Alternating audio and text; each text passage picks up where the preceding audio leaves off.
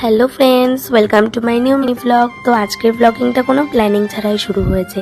তো দেখতেই পাচ্ছ এখানে একটা কেক রয়েছে। তো তোমরা ভাববে এবার কেকটা কিসের।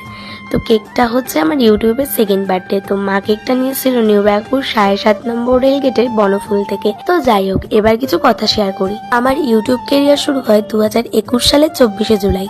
তখন আমার আশেপাশের অনেক মানুষ আমাকে বলেছিল আমার দ্বারা নাকি হবে না। সেরকমই সমান তালে তাল মিলিয়ে অনেক মানুষ বলেছিল নাকি পারবো, আমি নাকি তাদের যোগ্য জবাব দেব।